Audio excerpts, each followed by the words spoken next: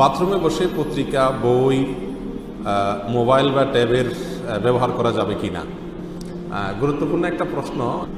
পত্রিকা এবং বই পুস্তক পড়ার ব্যাপারে বলবো যে পত্রিকাতে যেহেতু আমার দেশের প্রেক্ষাপটের কথা বলছি, যে পত্রিকা যেহেতু আল্লাহর নাম থাকে, ভালো কিছু থাকে এবং শিক্ষা চর্চার বিষয় থাকে, কোরআন কারীমের আয়াত থাকতে পারে, ইসলামিক কোনো আর্টিকেল থাকতে পারে, অতএব এগুলো মাধ্যমে নিয়ে যাওয়া জায়েজ হবে না এবং সেখানে বসে এগুলো পড়াও সঠিক হবে না। এটা কিছুটা সেটার অপমান হবে এক।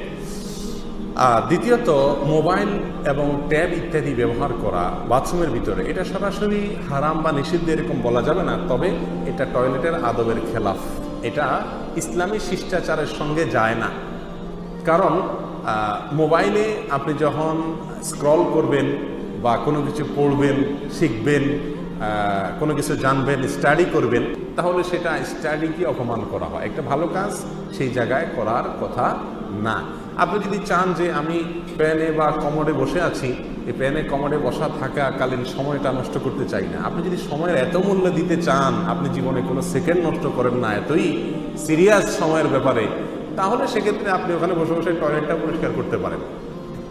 এটা একটা সহজ কাজ, যে আপনি পানি মেরে আশেপাশে কোথায় কি আছে ময়লা টয়লেটে পরিষ্কার করলেন, বদনা থাকলে ওটা একটু ঘষে মেজে পরিষ্কার করে ফেললেন। আপনি যদি একান্ত চান যে টয়লেটে বসে আমি কিছু কাজ করতে চাই, সময়টা নষ্ট করতে চাই না,